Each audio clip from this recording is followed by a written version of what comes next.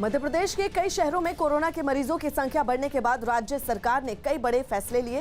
प्रशासन ने कोरोना की रोकथाम के लिए कल यानी रविवार को राजधानी भोपाल, इंदौर और जबलपुर में लॉकडाउन लगाने का ऐलान किया है। यानी इन 3 शहरों में रविवार को पूरी तरह लॉकडाउन रहेगा।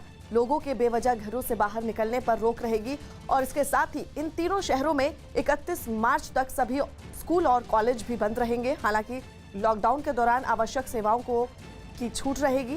साथ ही आज से महाराष्ट्र आने और जाने वाली बसों को भी बंद कर दिया गया है। महाराष्ट्र में कोरोना से हालात बिगड़ते ही जा रहे हैं। लगातार दूसरे दिन राज्य में 25,000 से ज्यादा कोरोना के मरीज सामने आए। राज्य में पिछले 24 घंटे में 25,681 नए मरीज मिले, जबकि कोरोना की वजह से 70 लोगों की मौत हो गई। तो वहीं मुंबई में पिछले 24 घंटे में 3,063 कोरोना के मरीज मिले, जबकि 10 लोगों ने कोरोना से अपनी जान गंवा दी। कमोबेश यही हालात नागपुर में भी हैं, जहां पिछले 24 घंटे में कोरोना के 3,235 मामले सामने आए, जबकि 35 लोगों की मौत हो गई। मुंबई के धारावी में एक बार फिर कोरोना ने दस्तक दी है। पिछले 2 दिनों से कोरोना के 60 नए मरीज सामने आए, जिसके बाद प्रशासन भी हरकत में आ गया। कोरोना के मामले बढ़ने के बाद नगर निगम इसकी रोकथाम में जुट गया है। प्रशासन ने वैक्सीनेशन की संख्या बढ़ाने के लिए इलाके में 5 केंद्र खोलने का निर्देश दिया है और उसके साथ ही कोरोना जांच में तेजी लाने को भी कहा गया है। आपको बता दें, धारावी में अब रोजाना 500 लोगों की जांच की जा रही है।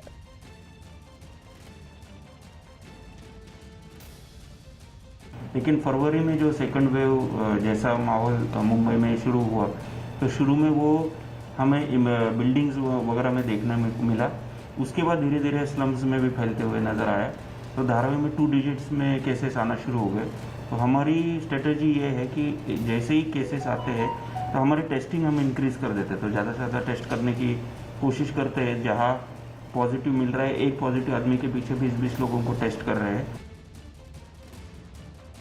एशिया का सबसे बड़ा स्लम धारावी इस वक्त कोरोना की चपेट में है और साफ तौर पे देखें तो भीड़ आपको सड़कों पर जो है वो जमी हुई मिलेंगी। सोशल डिस्टेंसिंग नहीं, मास्क जो है कई लोगों के उतरे हुए हैं और सबसे अहम बात ये कि एक बार फिर से उसी स्थिति में आने की तैयारी में है जिस स्थिति में कोरोना का फेज़ 1 था। और धारावी एक ऐसा कंटेनमेंट जोन बन चुका था जहां की स्थितियां गंभीर थी। अब स्थिति वही रिपीट होती हुई दिख रही है। कोरोना में के जो मामले हैं उसमें कल जो है वो 30 मामले दर्ज हुए थे और आज पॉजिटिव केसेस की संख्या 29 है, यानी तकरीबन 60 के करीब जो है महज 2 दिनों के अंदर जो है वो कोरोना पॉजिटिव यहाँ पर पाए गए हैं। बीएमसी की तरफ से जो है कोरोना को लेकर यहाँ पर जो ड्राइव चलाई जा रही है उसमें जो सुलभ शौचालय हैं उसे बंद कर दिया गया है। लेकिन बावजूद इसके जो अवेयरनेस कैंपेन किया जा रहा है उसके बावजूद कई लोग यहाँ पर जो दिखेंगे आपको वो कैमरे को देखते हुए, कई लोग नकाब अपने मास्क जो है वो ऊपर किए हुए दिखेंगे। लेकिन ज़्यादातर लोगों को जो है वो लापरवाही के चलते ही कोरोना की चपेट में आए हुए हैं। महाराष्ट्र में कोरोना मरीजों के फिर तेजी से बढ़ने पर राज्य सरकार ने नए दिशा निर्देश जारी कर दिए। न्यूज़ 18 के विवेक गुप्ता की रिपोर्ट है कि महाराष्ट्र में निजी दफ्तरों को कर्मचारियों की पूरी क्षमता के साथ नहीं खोला जा सकता। वहां एक बार में केवल 50% कर्मचारी ही काम कर सकेंगे। कोरोना की वजह से सरकार ने सभी ऑडिटोरियम और थिएटर में किसी भी तरह के राजनीतिक और धार्मिक कार्यक्रमों के आयोजन पर रोक लगा दी। इसके अलावा सिनेमाघरों में जाकर फिल्म देखने वाले लोगों को मास्क लगाना जरूरी होगा। मुंबई के नगर निगम बीएमसी ने तो वहां के शॉपिंग मॉल में एंट्री के लिए नेगेटिव कोरोना रिपोर्ट दिखाने का प्रस्ताव भी महाराष्ट्र सरकार के सामने रखा है। हालांकि अभी तक इसे लागू नहीं किया गया। इस पर फैसला लेना अभी बाकी। हरियाणा के सोनीपत में एक चलती कार में अचानक आग लग गई। कार में आग कैसे लगी इसका पता नहीं चल पाया, लेकिन आग ने कुछ ही देर में पूरी गाड़ी को अपनी चपेट में ले लिया। कार में जिस वक्त आग लगी उसमें 3 लोग सवार थे, जिन्होंने किसी तरह कार से कूदकर अपनी जान बचाई। आग लगने की जानकारी के बाद दमकल कर्मी वहां पहुंचे और आग बुझाने में जुट गए, लेकिन जब तक आग पर काबू पाया गया तब तक काफी देर हो चुकी थी और पूरी गाड़ी जलकर राख हो गई। पेट्रोलियम उत्पादों की महंगाई के खिलाफ यूथ कांग्रेस ने दिल्ली में विरोध प्रदर्शन किया। बड़ी संख्या में यूथ कांग्रेस के कार्यकर्ता साइकिल पर सवार होकर सड़कों पर उतरे और केंद्रीय मंत्रियों के घरों की तरफ मार्च करने लगे, जिसकी शुरुआत कांग्रेस दफ्तर से हुई। प्रदर्शनकारी सिलेंडर के आकार के गुब्बारे भी साथ लेकर आए। जिन पर बिना सब्सिडी वाले सिलेंडर की मौजूदा कीमत भी लिखी गई। मोदी जी आप देख लें, महंगाई कितने सर पे चढ़ चुकी है, सिलेंडर के दाम कहां जा चुके हैं। प्रदर्शनकारियों के निशाने पर केंद्र के वो मंत्री रहे जो यूपीए सरकार के दौरान महंगाई के मुद्दे पर प्रदर्शनों की अगुवाई किया करते थे। केंद्रीय मंत्रियों को साइकिल गिफ्ट करने के इरादे से प्रदर्शनकारियों ने सड़क पर मार्च शुरू कर दिया। ये एक नायाब तरीका अपनाया गया है प्रदर्शन का, जिसमें जो यूथ कांग्रेस के नेता हैं वो यहाँ से जा रहे हैं केंद्रीय मंत्रियों के पास। यूपीए सरकार के दौरान हुए प्रदर्शनों में शामिल रही स्मृति ईरानी की तस्वीरों को प्रदर्शनकारियों ने पोस्टरों पर लगाया। हम लोग आज स्मृति ईरानी जी को ये साइकिल गिफ्ट करने जा रहे हैं। मार्च कर रहे प्रदर्शनकारी सड़क पर सरकार विरोधी नारेबाजी करते रहे। पेट्रोल डीजल के दाम कम करो, कम करो, कम करो। लेकिन थोड़ी ही दूरी पर दिल्ली पुलिस और अर्धसैनिक बल ने प्रदर्शनकारियों को रोक दिया, जिसके पीछे धारा 144 लगे होने को वजह बताया गया। नाराज प्रदर्शनकारी पुलिस वालों से काफी देर तक उलझते रहे और जब बात नहीं बनी तो सड़क पर ही बैठकर नारेबाजी शुरू कर दी। अच्छे दिन नहीं चाहिए, नहीं चाहिए, नहीं चाहिए, सिलेंडर के दाम वापस लो। कोरोना के बिगड़ते हालात के बावजूद प्रदर्शन में शामिल ज्यादातर लोगों ने मास्क तक का इस्तेमाल नहीं किया। बड़ी खबर गुजरात के अहमदाबाद से, जहां प्लास्टिक फैक्ट्री में भीषण आग लग गई। वटवा इलाके की फैक्ट्री में आग लगने से इलाके में अफरा तफरी मच गई। आग कितनी भयंकर थी इसका अंदाजा इस बात से ही लगाया जा सकता है कि उसने चंद मिनटों में ही पूरी फैक्ट्री को अपनी चपेट में ले लिया। फैक्ट्री के अंदर केमिकल होने की वजह से काफी तेजी से ये आग भड़की और पलक झपकते ही उसने विकराल रूप ले लिया और जल्द ही आग से निकलने वाला काला धुआं भी पूरे इलाके में छा गया। सूचना मिलने पर आग बुझाने के लिए दमकल की 45 गाड़ियां मौके पर पहुंची और दमकल कर्मियों ने पानी की बौछार कर आग की लपटों को शांत करने की कोशिश की। इस हादसे में फैक्ट्री की इमारत तो जलकर बर्बाद हो गई, साथ ही लाखों रुपए का नुकसान भी हुआ। वहां आग कैसे लगी इसकी जांच की जा रही है। 45 से ज्यादा गाड़ियां लगी है फायर फाइटिंग की, अलग अलग कैडर की। 150 से ज्यादा जवान काम कर रहे। Foam compound, dry chemical powder के साथ साथ वाटर स्प्रे करके अगल बगल की फैक्ट्री में नुकसान ना हो उस चीज का ध्यान रखते हुए फायर फाइटिंग रेस्क्यू वर्क चालू है। कितना सा टाइम लगेगा? टाइम अभी कहना मुश्किल है, ये लंबा चलेगा। दक्षिण अमेरिकी देश पेरू से चौंका देने वाली तस्वीरें सामने आई, जहां राजधानी लीमा में बस और ट्रक ड्राइवरों की बेमियादी हड़ताल ने लोगों को मीलों पैदल चलने पर मजबूर कर दिया।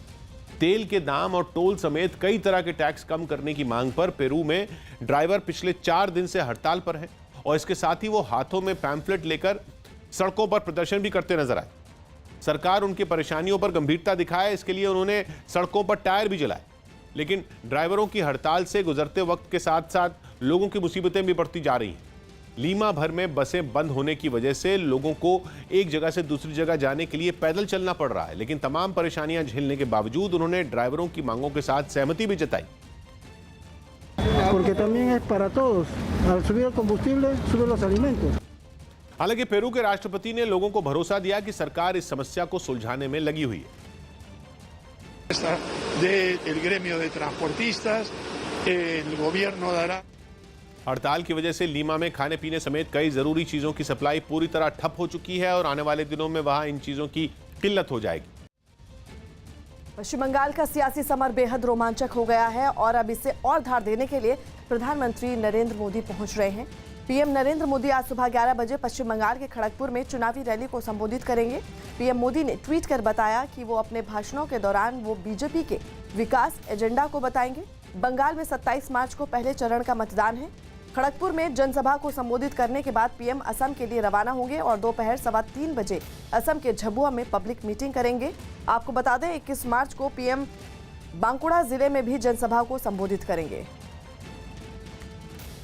दिल्ली के पास हरियाणा के गुरुग्राम में मीट की दुकानें बंद रखने का दिन तय करने के फैसले पर एआईएमआईएम नेता असदुद्दीन ओवैसी ने सवाल उठा दिए। न्यूज़ 18 के सुनील कुमार की रिपोर्ट है कि गुरुग्राम के नगर निगम ने मंगलवार को मीट की दुकानें बंद रखने के फैसले को हरी झंडी दे दी है। इसके पीछे तर्क यह है कि हफ्ते में एक दिन दुकानें बंद रखनी होती हैं तो वो दिन मंगलवार ही ठीक रहेगा। लेकिन असदुद्दीन ओवैसी ने ट्वीट कर इस फैसले को लोगों की निजी जिंदगी से खिलवाड़ करार दिया। उन्होंने आगे कहा कि इस तरह मुस्लिम समुदाय के लोगों को ध्यान में रखते हुए शुक्रवार को शराब की दुकानें बंद रखनी चाहिए। इससे पहले कुछ पार्षदों ने इन दुकानों को मंगलवार को बंद रखने का सुझाव रखा था, जिस पर गुरुवार को सदन की बैठक में मोहर लग गई और पार्षदों ने इसे सर्वसम्मति से पास कर दिया। पहले प्रशासन की ओर से कोई नियम नहीं होने की वजह से वहां मीट दुकानदार अपनी मर्जी से हफ्ते में किसी भी एक दिन अपनी दुकानें बंद रखते थे। लेकिन अब इसके लिए नगर निगम ने यह दिन तय कर दिया है और उसी दिन मीट की दुकानें बंद रहेंगी। हमने इसलिए मंगलवार चुना क्योंकि मंगलवार को 99% लोग नहीं खाते हैं। बिहार के बेगूसराय से दिल दहला देने वाली एक तस्वीर सामने आई, जिसमें 12 साल की एक बच्ची अस्पताल में दर्द से करहाती दिखाई दी। पड़ोस के एक आदमी ने इस बच्ची को जिंदा जलाने की कोशिश की। बताया गया कि आरोपी ने पेड़ तोड़ने के विवाद में पहले इस बच्ची की बेरहमी से पिटाई की और बाद में केरोसिन डालकर उसे जिंदा जलाने की कोशिश की। बच्ची को गंभीर हालत में अस्पताल में भर्ती करवाया गया है।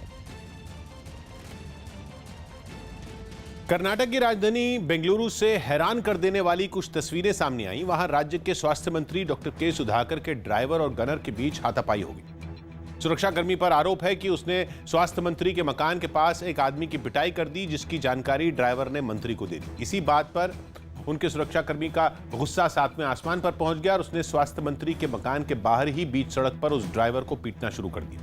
उसने उसे सड़क पर गिराकर पीटा, उसे लात मारी। ड्राइवर लगातार खुद को बचाने की कोशिश करता रहा, लेकिन सुरक्षा गार्ड पर गुस्सा इस कदर हावी था कि उसने ड्राइवर को मकान के मेन गेट पर ले जाकर टक्कर मार दी।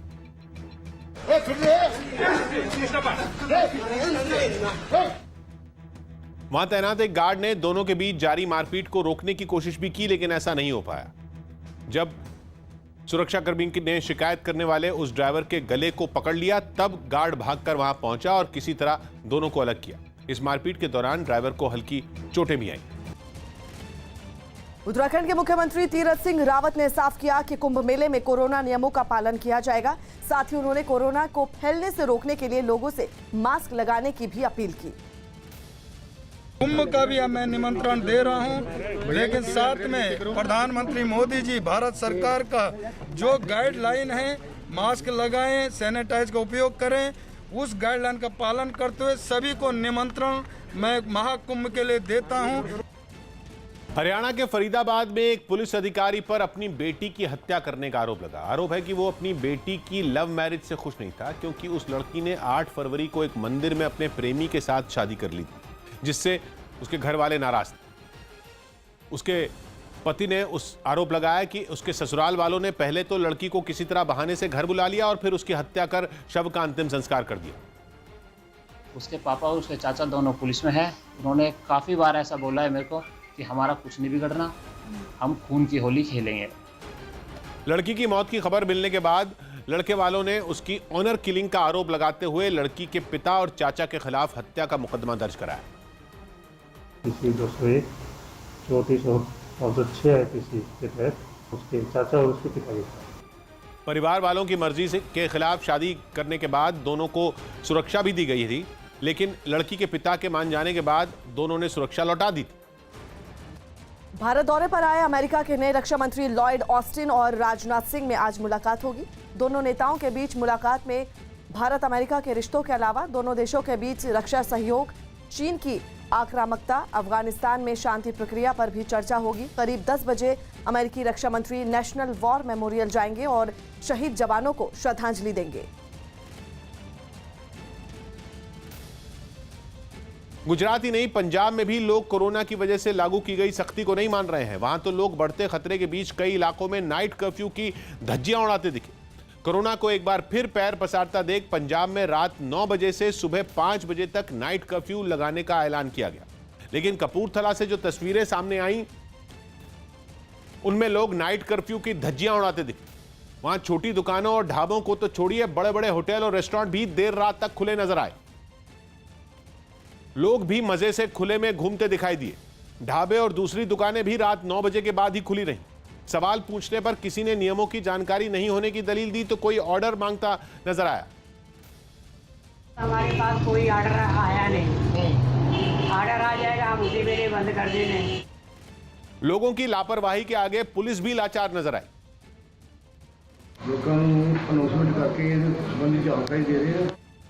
हालांकि जालंधर में प्रशासन के तेवर सख्त नजर आए। वहां पुलिस की कई टीमें सड़कों पर उतरी और नाइट कर्फ्यू के दौरान बाहर निकलने वालों की चेकिंग शुरू की। पुलिस ने नियमों का पालन नहीं करने वालों को कार्रवाई की चेतावनी भी दी।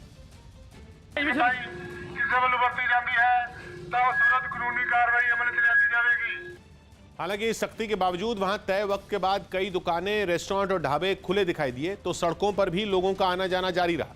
पंजाब के मुख्यमंत्री कैप्टन अमरिंदर सिंह ने कोरोना पर एक उच्च स्तरीय बैठक भी की।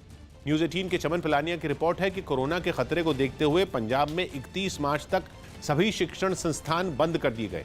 इसके अलावा सिनेमा हॉल या रेस्टोरेंट में भी 50% लोगों को ही आने दिया जाएगा, जबकि शॉपिंग मॉल में भी एक वक्त पर 100 से ज्यादा लोग मौजूद नहीं रह सकेंगे। वहीं घरों में भी 10 से ज्यादा मेहमान एक साथ बुलाने पर रोक लगाई गई।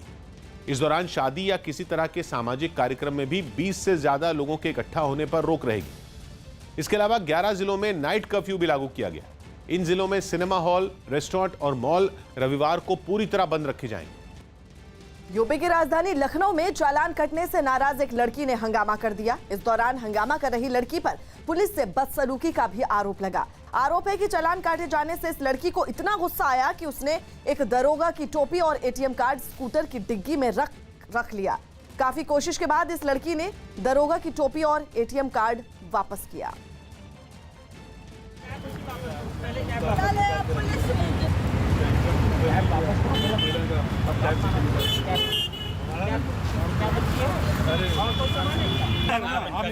देखो हम दिखा, देखो देखो भाई, क्या है ये? भाई एटीएम है कि नहीं? एटीएम है कि नहीं? कैब निकाल। अब बात दिल्ली की दौड़ की। दिल्ली के निजी स्कूलों में नर्सरी एडमिशन के लिए आज से प्रक्रिया शुरू हो जाएगी। यह प्रक्रिया 24 मार्च तक चलेगी। आज दाखिले के लिए पहली लिस्ट जारी होगी। ऐसे में जिन पेरेंट्स ने अपने बच्चों का नर्सरी में दाखिले के लिए अप्लाई किया है वो लोग संबंधित स्कूल की वेबसाइट पर जाकर लिस्ट चेक कर सकते हैं। लिस्ट जारी होने के बाद अगर एडमिशन लिस्ट में नाम आता है तो संबंधित स्कूल से संपर्क करना होगा और वहां जाकर सारे डॉक्यूमेंट्स जमा करवाने होंगे और आज ही वेटिंग लिस्ट भी जारी की जाएगी। आपको बता दें, सीटें बचने पर प्राइवेट स्कूल 25 मार्च को दूसरी लिस्ट जारी करेंगे और 31 मार्च को एडमिशन का आखिरी दिन है। शिक्षा निदेशालय का कहना है कि 1 अप्रैल से नर्सरी के लिए क्लासेस भी शुरू हो जाएंगी और शुरुआत में ऑनलाइन क्लास लगने की उम्मीद है।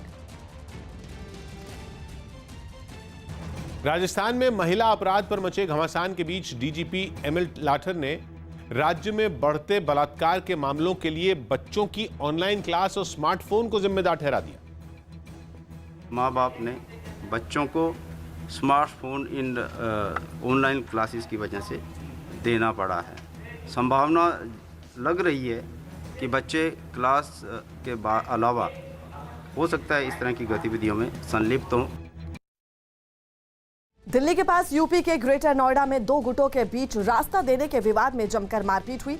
बताया गया कि शादी समारोह की वजह से एक गुट के लोगों ने रास्ता बंद कर रखा था। ऐसे में जब दूसरी तरफ के लोगों ने रास्ता छोड़ने की मांग की तो दोनों तरफ के लोगों के बीच विवाद शुरू हो गया, जो देखते ही देखते मारपीट में बदल गया। इस हंगामे की तस्वीरें भी सामने आई जिसमें कुछ लोग सड़क पर दूसरी तरफ के लोगों को दौड़ाते नजर आए। इस दौरान उनके साथ जमकर मारपीट की गई। वहां से निकलने के बाद दूसरी तरफ के लोगों ने पुलिस में मामले की शिकायत की और उसके बाद पुलिस ने वीडियो के आधार पर मामला दर्ज कर कार्रवाई शुरू कर दी। दिल्ली के आजादपुर से हैरान कर देने वाली कुछ तस्वीरें सामने आई, जहां आजादपुर मंडी के सामने चलती बस में भीषण आग लग गई। दमकल विभाग के एक अफसर ने बताया कि आग शॉर्ट सर्किट की वजह से लगी, जिसने पूरी बस को अपनी चपेट में ले लिया। लेकिन गनीमत यह रही कि उससे पहले ही उसमें सवार सभी यात्री सुरक्षित बाहर निकल चुके थे। कुछ ही देर में आग इतनी ज्यादा फैल गई कि वो बस आग के गोले में तब्दील हो गई। सारी पब्लिक उतर के निकली है। निकलने के बाद में जब आग ज्यादा बढ़ी है, ड्राइवर वगैरह जो भी थे नेगेटिव सब निकल के भाग गया।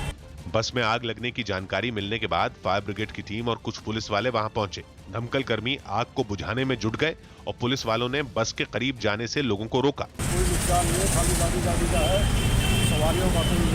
बस से आग की ऊंची ऊंची लपटें उठने के दौरान वहां जुटे कई लोगों ने इस मंजर को अपने फोन में रिकॉर्ड कर लिया।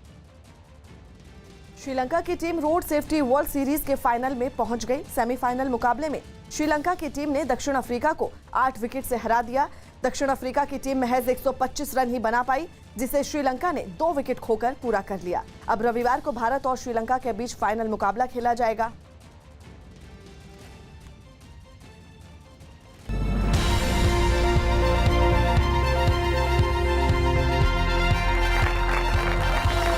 हो लालू के लालों से साइकिल वालों से दोस्ती है।